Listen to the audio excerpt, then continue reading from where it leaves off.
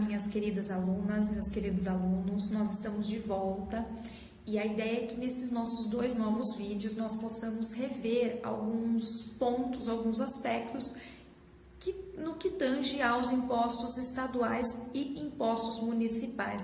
Então nós vamos falar brevemente sobre os principais aspectos do ICMS, do ITCMD e do IPVA nesse vídeo. E no próximo vídeo nós abordaremos os impostos municipais, falando um pouquinho sobre o IPTU, ITBI e também sobre o Imposto sobre Serviço de Qualquer Natureza, conhecido como ISSQN ou ISS.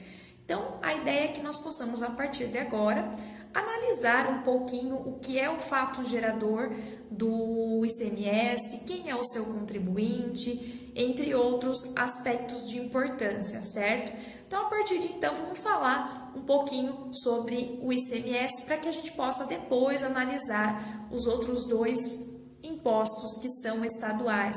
Então, quando nós falamos em impostos estaduais, nós estamos falando daqueles impostos que são de competência dos estados e do Distrito Federal, e são eles, portanto, os impostos sobre a circulação de mercadorias, certo?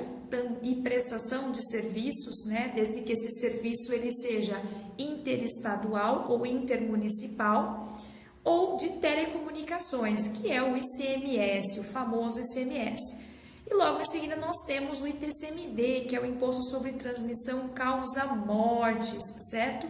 E por fim o IPVA, que é em relação ao Imposto sobre a Propriedade de Veículo Automotor, certo? Então, logo de cara, o que a gente precisa analisar que o fato gerador do ICMS é a circulação de mercadorias móveis, certo?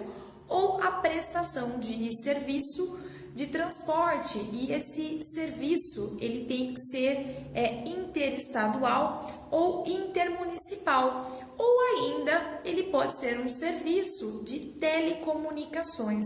E aí, nesse ponto, quando a gente fala em mercadorias, o que a gente tem que ter em mente? Mercadorias são bens móveis de valor comercial, que tem relação com negócios, que tem relação com o mercado, com o comércio de modo geral, certo?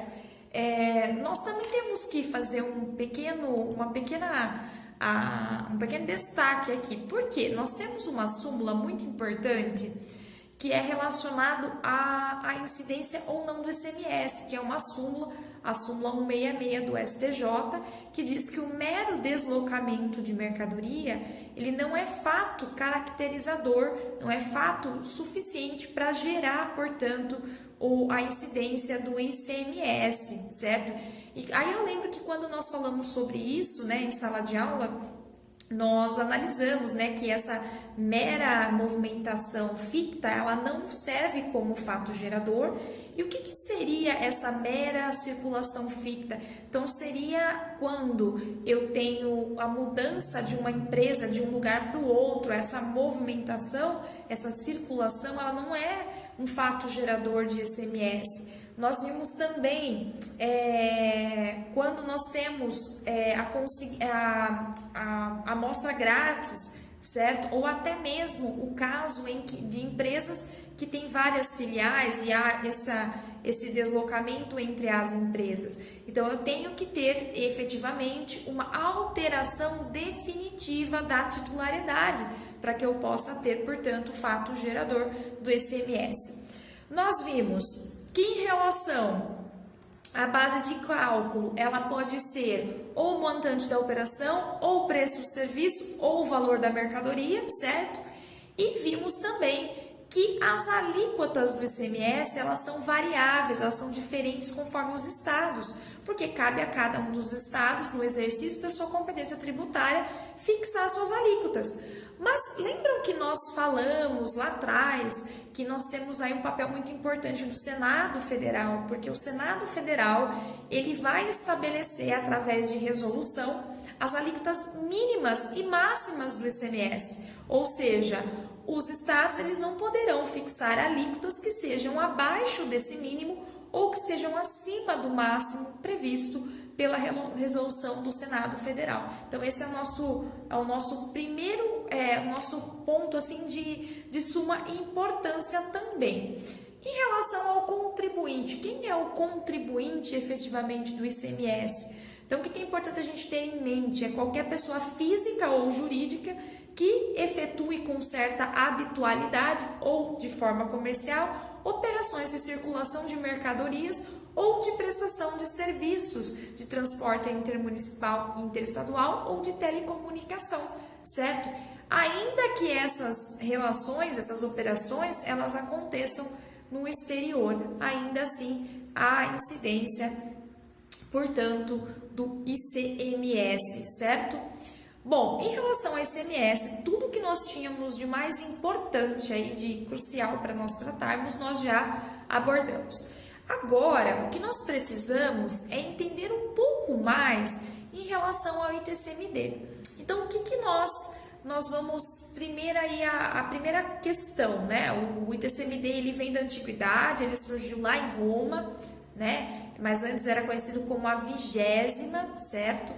Um outro ponto importante, o ITCMD, assim como o ICMS, ele também tem a sua alíquota limitada pela resolução do Senado.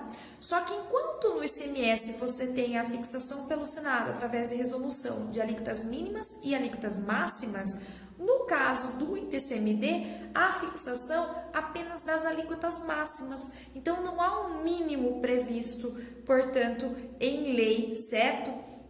O que é importante, né? Essa alíquota máxima hoje, ela é de 8%. Aqui no estado de São Paulo nós temos 4% a título de ITCMD, que é cobrado pelo estado de São Paulo, que foi fixado, portanto, dentro do limite máximo previsto na resolução do Senado Federal. O que é importante, o que nós temos que ter em mente, né? Que o ITCMD ele tem como fato gerador a transmissão de qualquer bem ou direito por sucessão, ou seja, por morte, né? Por morte, seja essa sucessão legítima através de inventário ou através de testamento, e também as doações, certo? As doações também haverá a incidência, portanto, do ITCMD. A sua base de cálculo vai ser sempre considerada o valor venal daquele bem, certo? Que está sendo transmitido por conta da morte ou por conta da doação, certo? Então, nós temos aí o valor de mercado do bem, o valor venal desse, na data da abertura da sucessão. Então, nós temos uma súmula, que é a súmula 112 do STF, que diz que a abertura da sucessão, ela se dá no momento da morte, no momento do falecimento, certo? Então, essa é um ponto importante para que nós possamos aí ter em mente. Uma outra questão, quem é o seu contribuinte, portanto? O contribuinte vai ser aquele, né? No caso, se a transmissão for por decorrência da morte, né? Então, aí, nesse caso, nós vamos ter o herdeiro, certo? Como contribuinte. Se por acaso for a doação, é aquele que recebe a doação, e se nós estivermos falando da cessão, é o cessionário, ou seja, aquele que recebe, portanto, a cessão, certo? Em relação aos impostos estaduais, para nós finalizarmos nossa revisão, nosso bate-papo rápido, né? E não nos estendermos tanto, nós vamos falar um pouquinho do IPVA, que é o Imposto sobre a Propriedade Veicular, né? Então, o primeiro ponto tem que ser veículo automotor, né? Não entra, nesse caso, aeronaves, certo?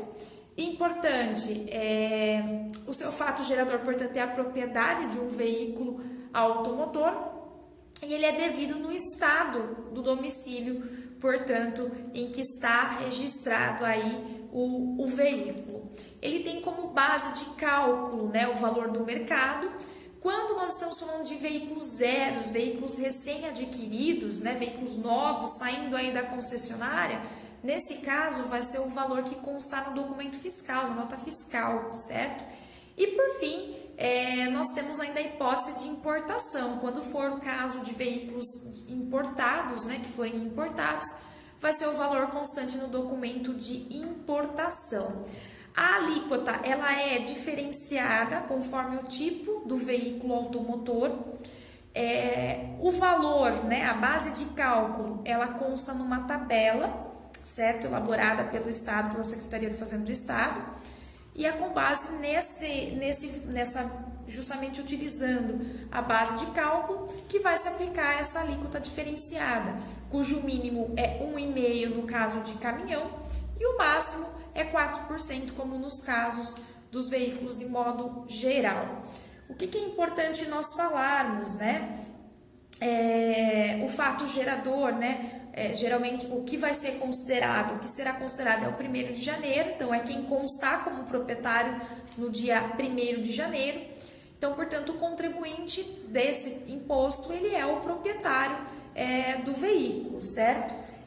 Também é importante nós falarmos que em relação ao IPVA, o Senado Federal, ele tem uma resolução na qual ele estabelece a alíquota mínima, certo? Que os estados e o Distrito Federal devem observar em relação à fixação da alíquota do IPVA. Também é importante nós levarmos em consideração a responsabilidade tributária que está prevista no CTN, segundo a qual o adquirente ele é responsável em relação aos tributos, né, do veículo que foi adquirido, mesmo que sejam anteriores, certo? E nós temos ainda a seguinte questão, que aquele que é proprietário, se ele vender o veículo e ele não comunicar, né, no prazo de 30 dias, então ele ainda tem a sua responsabilidade em relação aos fatos geradores ocorridos da data da alienação, ou seja, da data da venda do veículo, até a data em que a autoridade tomar conhecimento da alienação da venda, certo? Então, essas são as nossas principais características que nós tínhamos que relembrar em relação aos impostos estaduais. No nosso próximo vídeo nós voltamos falando um pouquinho aí dos impostos municipais. Te vejo logo mais.